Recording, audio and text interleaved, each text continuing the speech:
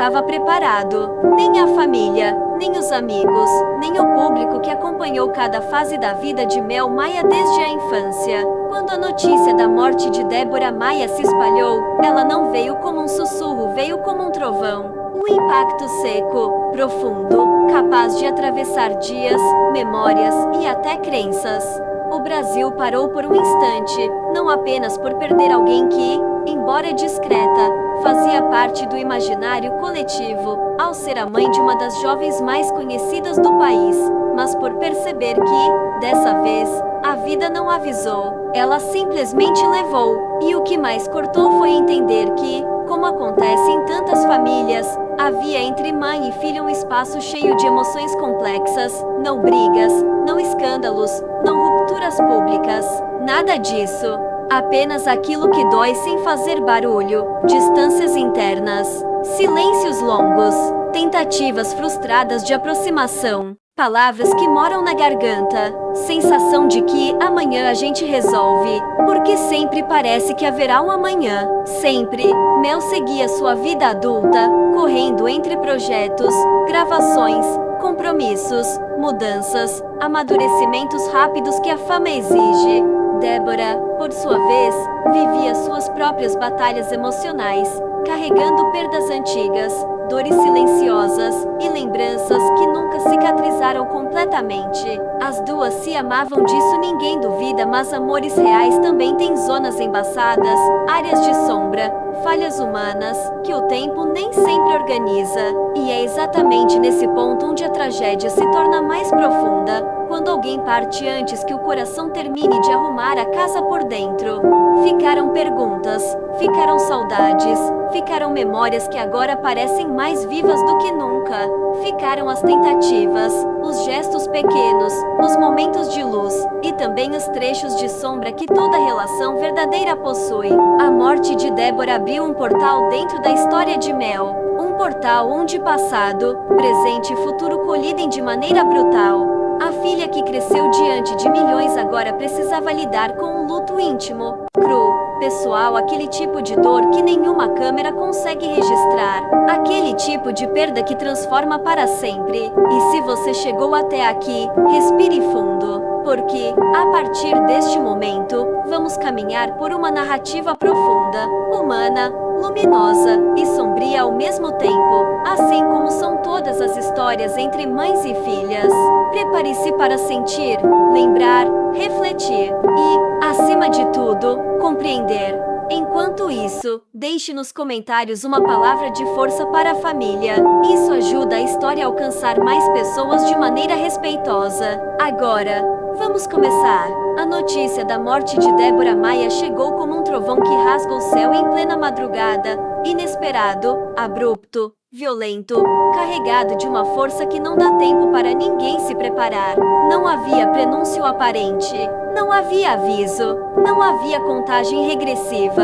Era como se a vida tivesse decidido interromper uma história no exato momento em que ainda havia muito a ser vivido, muito a ser dito, muito a ser perdoado, muito a ser reconstruído. A tragédia tomou forma antes que qualquer pessoa pudesse compreender o que estava acontecendo. E quando finalmente as palavras "Débora se foi" ganharam voz, ecoaram como bombas silenciosas dentro de famílias, entre seguidores, na imprensa e, principalmente, dentro do coração de quem mais importava, suas filhas.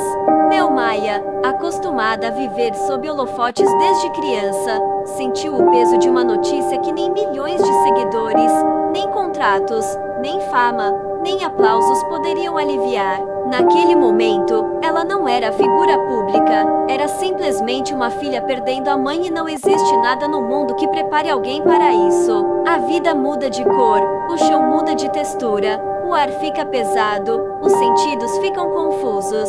É como se o universo inteiro fosse reorganizado, só que de uma forma cruel, abrupta, injusta. Respire antes de continuar. O que você está prestes a ler não é um simples relato, é uma travessia emocional, é uma reconstrução dramática e profunda daquilo que aconteceu. É uma história sobre amor, dor, silêncio, recomeços frustrados, lutos interrompidos e laços que, mesmo desgastados, nunca deixam de existir. Se você está aqui, escreva nos comentários. Força, Mel, isso ajuda esse conteúdo a alcançar mais pessoas, de forma respeitosa. Agora, siga comigo, porque esta narrativa começa no momento em que o mundo de uma família desabou por dentro. Bloco o dia em que o silêncio gritou naquela manhã, havia algo diferente no ar. Quem tentasse explicar diria que era só impressão. Mas para quem viveu o instante, para quem estava presente no pequeno apartamento na Barra da Tijuca, a atmosfera parecia carregada demais, como se o tempo tivesse parado alguns segundos antes e recusado a seguir normalmente. Não se ouvia o som típico da rua, não se ouvia o barulho da transmissão vertical ligada, não se ouvia as chamadas de telefone. Havia apenas uma quietude que não combinava com o ambiente. O apartamento de Débora sempre teve vida. Fotografias nas paredes mostrando memórias, trabalhos, fases de família, fases de alegria e fases de dor. Cada canto parecia carregar uma história. Mas naquele dia, cada detalhe parecia pesado. A xícara esquecida na mesa, como se alguém tivesse interrompido o gesto de levar o café à boca. A luz entrando pelas cortinas, mas de forma fria, neutra, como se nem a claridade tivesse coragem de invadir totalmente o espaço. Uma sensação de interrupção pairava, como se algo tivesse sido congelado no tempo. E então, veio o momento em que alguém percebeu que havia algo errado, muito errado. E esse momento seria lembrado por muito tempo, porque o choque tem formas diferentes de se manifestar.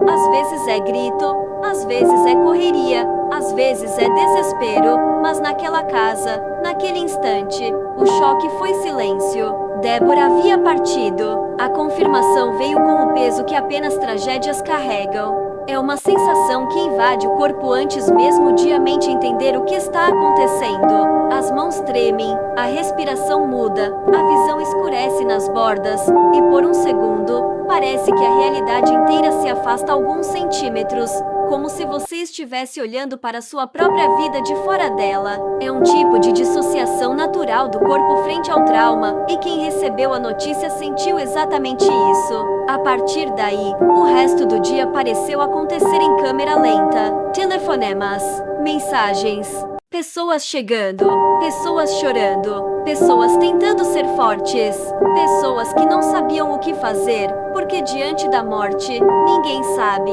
A confirmação se espalhou rapidamente, e embora a imprensa tenha tratado com certa delicadeza, a repercussão foi instantânea. A mãe de uma das jovens atrizes mais amadas do país havia sido encontrada morta em casa. Não havia causa confirmada, não havia explicações, apenas um vazio, um buraco emocional, uma ferida aberta que ninguém sabia como fechar.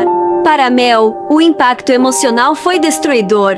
A relação entre as duas não era simples como raramente é entre mães e filhas. Havia amor, mas também havia cicatrizes. Havia proximidade, mas também havia distâncias. Havia orgulho, mas também havia frustrações. Elas eram intensas, cada uma à sua maneira, e intensidade demais às vezes vira tempestade. Mas nenhuma tempestade é mais forte do que o arrependimento. E quando uma mãe parte de repente, tudo que era pequeno demais para ser dito ganha proporção. Tudo o que foi falado pesa, tudo o que não foi falado mata por dentro. E foi exatamente isso que atravessou a alma de Mel naquele dia. A sensação de que a vida tinha tirado dela a chance de resolver, de conversar, de abraçar, de ouvir, de dizer o que ainda estava preso no coração. Enquanto isso, Débora, em seus últimos anos, carregava batalhas internas que muitos só descobriram depois. A separação recente havia marcado profundamente.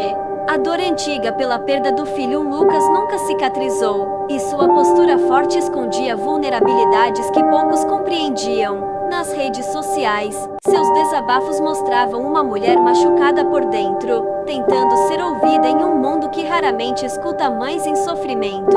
Esse conjunto de dores, silenciosas e antigas, compunha uma parte da vida que ninguém via completamente. E talvez por isso a sensação de perda tenha sido tão violenta. O velório foi marcado para o dia seguinte. No crematório da penitência, amigos e familiares se reuniram em um ambiente carregado de energia pesada. Não havia sorrisos constrangidos, como às vezes acontece em funerais. Não havia conversas paralelas. Não havia distração. Havia apenas dor, respeito, silêncio e olhares que tentavam transmitir força, quando o corpo não conseguia sustentar mais nada. Quando Mel entrou, o ambiente inteiro pareceu segurar a respiração.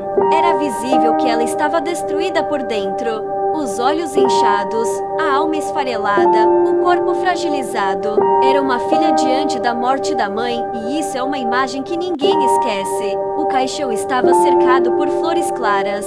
O aroma misturado com o cheiro da sala criava uma atmosfera difícil de explicar. Era doce, mas triste. Era bonito, mas devastador. E, a cada aproximação de alguém, o som de respiração pesada e pequenos soluços se misturava ao silêncio da sala climatizada. As mãos se estendiam, os abraços se fechavam, as lágrimas escorriam. Era um luto compartilhado, mas a dor individual de cada pessoa não podia ser medida. Mel se aproximou devagar. Cada passo parecia custar toneladas.